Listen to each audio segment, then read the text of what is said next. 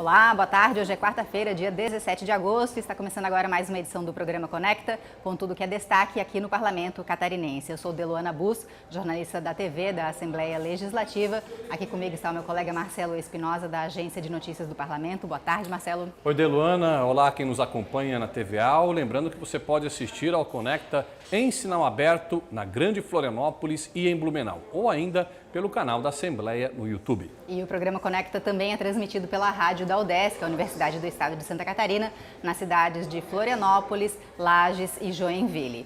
E a gente começa o programa Conecta de hoje falando das votações que foram realizadas na tarde de ontem aqui na Assembleia Legislativa, com a aprovação de vários projetos, inclusive um deles de autoria do Governo do Estado, que fala do ICMS educacional, uma mudança aí na distribuição do ICMS para os municípios, que vai levar em conta os investimentos dos municípios em educação. Quem investe mais, quem tem melhores indicadores, vai ganhar mais recursos, né, Marcelo? É essa a lógica, Deluana. Falamos bastante sobre esse projeto no Conecta de ontem e agora ele já está pronto para ser encaminhado para a sanção do governador. Ele foi aprovado da mesma forma que ele foi encaminhado pelo Executivo, ou seja, sem nenhuma alteração, e com isso o governador deve sancionar.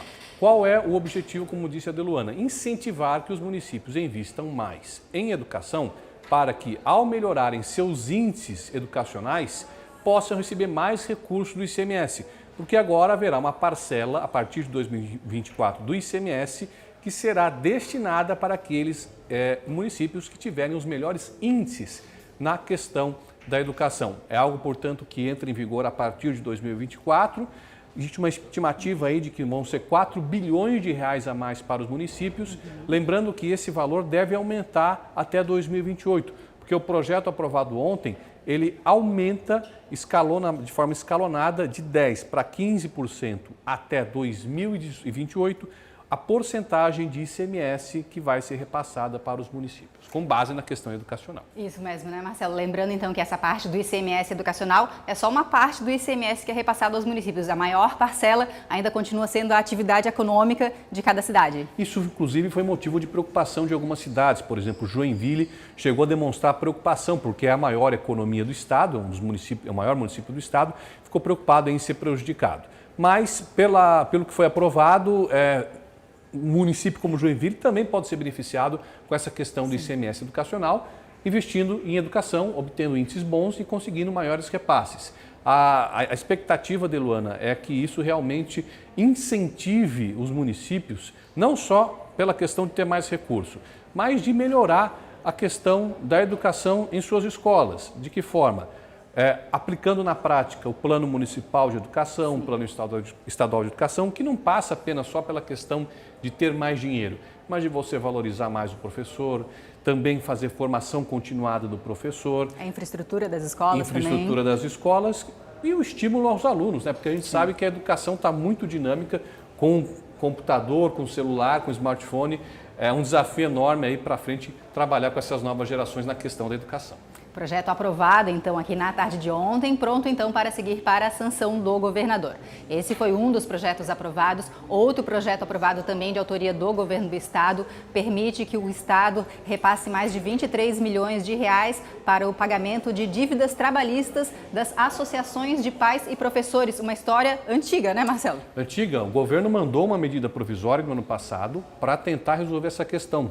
Porque até alguns anos atrás era de praxe que o Estado e as APPs fizessem parcerias para que as APPs contratassem, por exemplo, mão de obra de servente, de faxineiro, de vigia para trabalhar nas escolas estaduais. Porém, houve uma mudança na legislação, o Tribunal de Contas e a Procuradoria-Geral do Estado entenderam que isso era ilegal e esse modelo foi abolido. Porém, pessoas que trabalharam por meio desse regime de contratação, ex-serventes, ex-vigias, entraram na justiça contra o Estado para conseguir indenização trabalhista. Alguns conseguiram. Só que, como não era o Estado a parte direta dessa ação, a responsabilidade recaía sobre as APPs. E o que aconteceu, Deluana? Muita escola passou a ter a conta bloqueada para ter que pagar indenização trabalhista.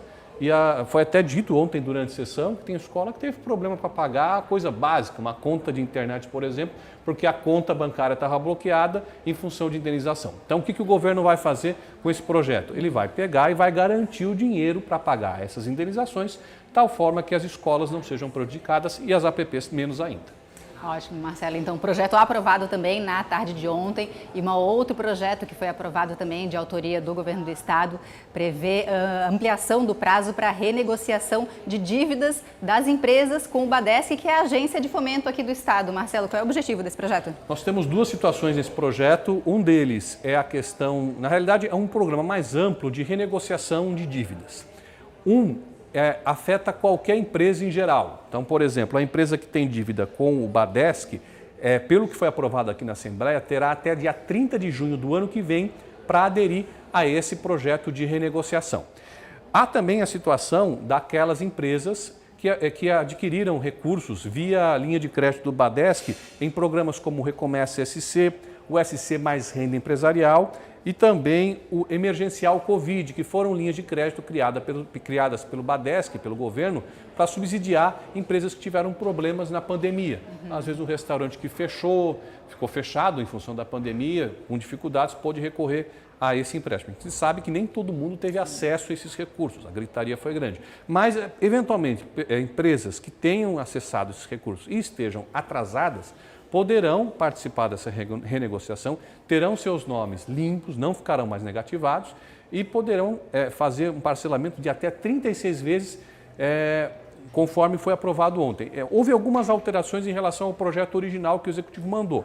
Agora a gente tem que esperar, ver como que o governador, como o Executivo vão se portar, se vai ser aprovado, vai ser sancionado da forma como foi aprovado ou se vai haver alguma mudança. Porém, o importante é saber que a classe empresarial que tem dinheiro emprestado com o Badesc e eventualmente está em atraso, vai ter essa oportunidade de renegociar e de colocar o seu nome limpo novamente.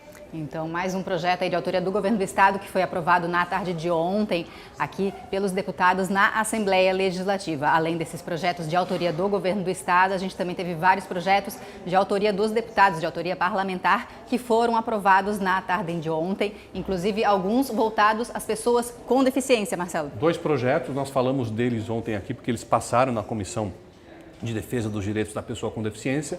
Um deles que inclui as pessoas que têm fissura lábio-palatina ou anomalia crâniofacial no rol de pessoas com deficiência e o outro que também amplia esse benefício para as pessoas que têm mielomeningocele. Essas duas situações, portanto, passam a ter o reconhecimento da legislação eleitoral, o mesmo reconhecimento que é dado às pessoas com deficiência. E aí os benefícios principais são com relação aos benefícios sociais, propriamente dito, e também o acesso ao mercado de trabalho, algo que já consta na legislação estadual. Isso aí, projetos então voltados às pessoas com deficiência, aprovados na tarde de ontem, quando também foi aprovado um outro projeto de autoria aqui do Parlamento também, que prevê que projetos de ampliação ou reforma de escolas precisam ser apresentados pelo governo do estado para os conselhos deliberativos ou para associações de pais e professores de cada escola, com o objetivo justamente de fazer a comunidade escolar saber exatamente o que está acontecendo na sua unidade, né, Marcelo? Uma das argumentações para a aprovação desse projeto é de que era comum, por exemplo, o Estado fazer uma reforma, uma ampliação, uma obra numa escola do Estado e, com isso, acabar fazendo algo que não era do interesse ou que não tinha utilidade ou que não atendia às necessidades daquela comunidade escolar. Com isso, o intuito é fazer com que o projeto possibilite com que alunos, professores, funcionários, gestores escolares e a própria comunidade que usa daquela escola sejam ouvidos antes do Estado dar o ok para uma obra, para um projeto arquitetônico, para saber se aquilo realmente atende à necessidade.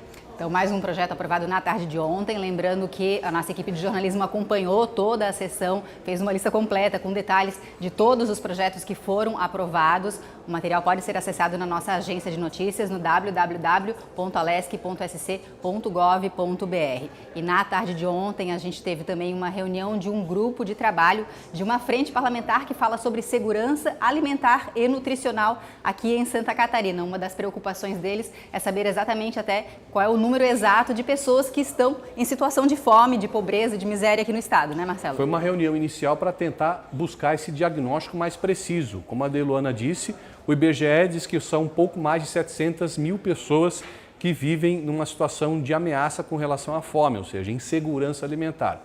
Já o CadÚnico, que é o Cadastro Único do Governo Federal, que são das pessoas mais carentes que obtêm com isso benefícios do governo federal ou mesmo do estado, fala que esse número está em torno de 300 mil pessoas. Então, há aí uma disparidade. Esse grupo vai se reunir com o intuito de saber qual é a real situação das pessoas que eventualmente enfrentam problemas ou não fazem todas as refeições que têm direito, que deveriam fazer durante o dia, ou mesmo não têm acesso a nada. Nenhuma refeição durante o dia. Isso vai ser discutido por esse grupo agora nas próximas semanas. A nossa equipe também acompanhou essa reunião e conversou com o assessor técnico da CEPAGRO, Eduardo Rocha, que falou sobre essa reunião. Acompanhe agora. Hoje existe a fome, que é a falta da comida, a ausência total da alimentação, e existe hoje a fome disfarçada de fartura. O que é essa fome disfarçada de fartura, né? Durante os últimos anos, principalmente na década de 80, o aumento da alimentação industrializada fez com que grande população, parte da população, acessasse alimentos, tivesse acesso a alimentos, só que esses alimentos não são nutricionalmente adequados, né? Lembrando então que essa reportagem completa da TVAL já está disponível no nosso canal da Assembleia Legislativa. Basta procurar por Assembleia SC e também os destaques das nossas redes sociais. É sobre isso que a gente conversa agora com o nosso colega Tiago da Luz, que já está aqui com a gente. Boa tarde, Tiago. Tudo bem, Delu? Olá, Marcelo. Boa tarde. Olá, você que está conectado com a gente. Hoje o nosso destaque é sobre a aprovação da LDO, a Lei de Diretrizes Orçamentárias, e tem um texto que serve como base para o próximo ano, e ele traz a previsão de 43 bilhões de reais, que são 10 bilhões a mais do que o ano passado. A LDO ela recebeu emendas aqui na LESC, né?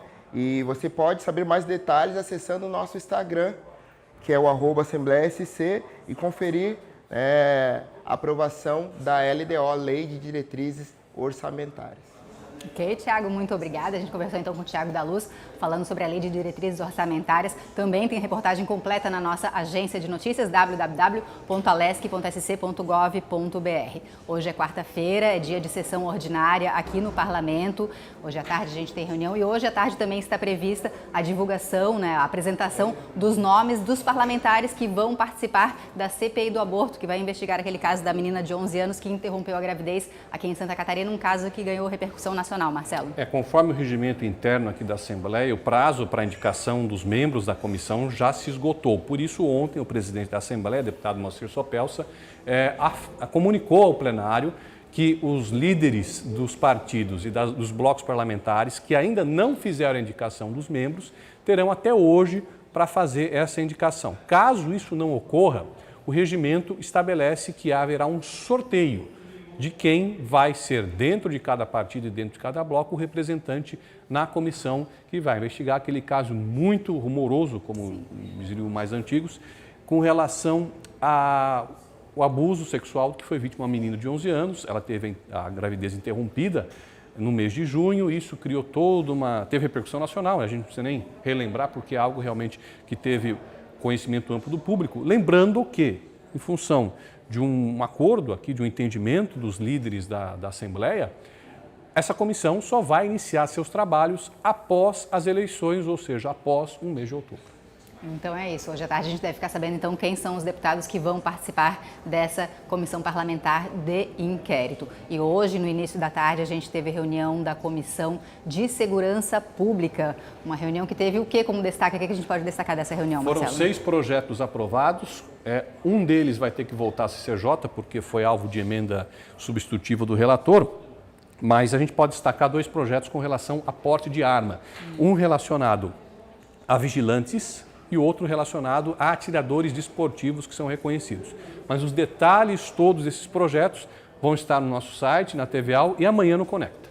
E hoje é de votação, né? Dia de ordem do dia, temos sessão ordinária com votação de alguns projetos. Algo para se destacar hoje à tarde também, Marcelo? Por enquanto, nós temos a admissibilidade de uma medida provisória que trata do Recomeça SC, que é aquele projeto que pretende ampliar para as cidades que têm estado de emergência decretado o acesso às linhas de crédito desse programa do Badesc. E lembrando também que hoje, durante todo o dia aqui na Assembleia Legislativa, a gente tem um encontro estadual de autodefensores das APAES, encontro esse que está sendo transmitido pelo nosso canal no YouTube, Assembleia SC. O programa Conecta vai ficando por aqui. Uma boa tarde para todos.